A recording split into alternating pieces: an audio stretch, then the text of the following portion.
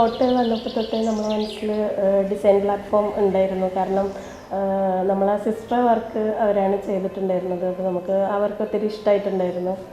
അപ്പോൾ ഒരു യുണീക്ക് ആവണം എന്നുള്ളൊരു തോട്ടായിരുന്നു നമ്മളെ മനസ്സിൽ. അപ്പോൾ അതുകൊണ്ടാണ് നമ്മൾ ഡിസൈൻ പ്ലാറ്റ്ഫോമിനെ അല്ലേ അപ്രോച്ച് ചെയ്തതും. പിന്നെ എവിടെയോ മനസ്സിലുണ്ടായിരുന്ന ഒന്ന് രണ്ട് ഡ്രീം ഉണ്ടായിരുന്നു, ശരിക്കും ലൈക്ക് ഒരു സിംഗിൾ സ്റ്റോറി ആവണമെന്നും എവിടെയോ ഉണ്ടായിരുന്നു.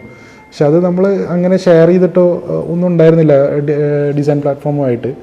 അപ്പോൾ നമ്മുടെ റിക്വയർമെൻറ്റ്സ് പറഞ്ഞ അവസരത്തിൽ നമ്മുടെ സ്ഥലത്തിന് ആപ്റ്റായ ഒരു ഓപ്ഷൻ അവർ പറഞ്ഞതും നമുക്ക് വളരെ തൃപ്തികരമായി തോന്നി. ഫസ്റ്റ് ഓഫ് ഓൾ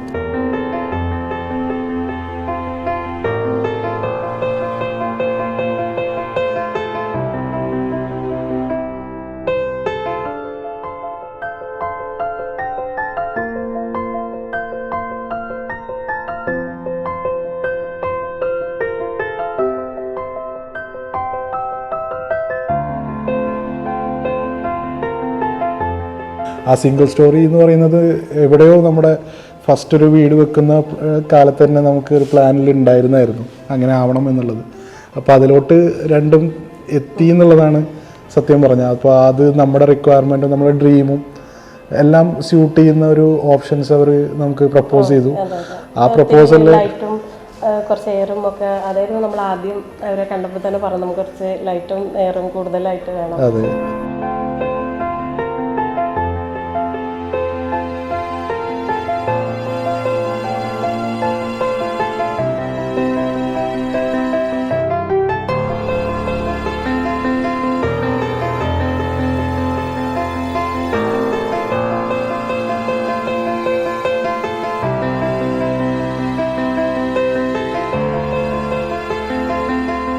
അപ്പോൾ ആ ഡബിൾ സ്റ്റോറി എന്നുള്ള ഇതിൽ നിന്ന് മാറി നമ്മുടെ ഈ ഒരു ഇതിലേക്ക് എത്തിയപ്പോൾ തന്നെ നമ്മൾ വളരെ ഫുള്ളി സാറ്റിസ്ഫൈഡ് ആയിരുന്നു.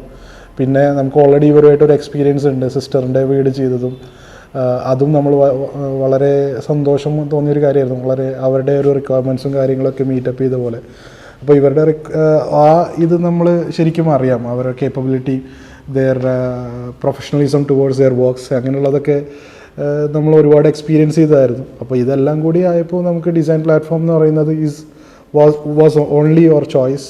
ആൻഡ് അത് കാരണം നമ്മൾ അത്രയും അതിൽ കോൺഫിഡൻ്റ് ആയിരുന്നു. What their expectations will be met and അവർ എക്സ്പെക്റ്റേഷൻസ് വിൽ ബി മെറ്റ് എന്നുള്ള രീതിയിൽ നമ്മൾ വളരെ കോൺഫിഡൻ്റ് ആയിരുന്നു.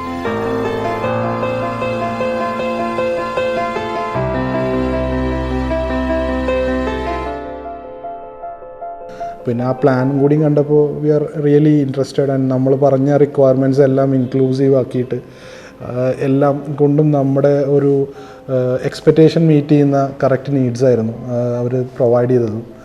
അപ്പോൾ അതിൽ നിന്ന് ഒരു ചെറിയ മാറ്റം പോലും നമുക്ക് വരുത്തേണ്ടി വന്നിട്ടില്ല. നമ്മുടെ അത്രയും നമ്മളോട് റിക്വയർമെൻറ്റ്സ് ചോദിക്കുമ്പോഴാണെങ്കിലും അത് എല്ലാം വെരി സ്പെസിഫിക് ആയിട്ട് ചോദിച്ച് ആ റിക്വയർമെൻറ്റ്സ് എല്ലാം നമുക്ക് മീറ്റപ്പ് ചെയ്തിട്ടുള്ളൊരു പ്ലാൻ പ്രൊവൈഡ് ചെയ്തത് തന്നെയായിരുന്നു first of all the success of this like അവർ ഡ്രീം എന്ന് പറയാം അല്ലേ.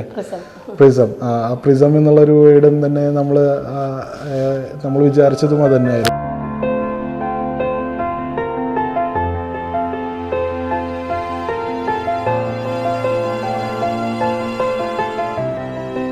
നമ്മുടെ റിക്വയർമെൻറ്റ്സ് ആണ് നമ്മൾ മെയിനായിട്ട് അവരുമായിട്ട് ഡിസ്കസ് ചെയ്തതും.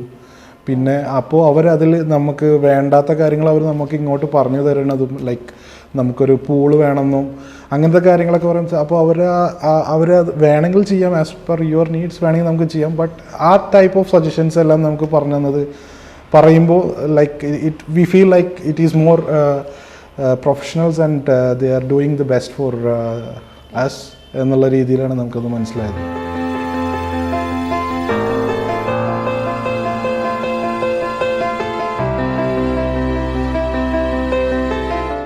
ഈ ഒരു കോർട്ട്യാർഡിനെ പറ്റിയിട്ടാണെങ്കിൽ ഇത് നമ്മുടെ ഒരു റിക്വയർമെൻ്റ് ആയിരുന്നു.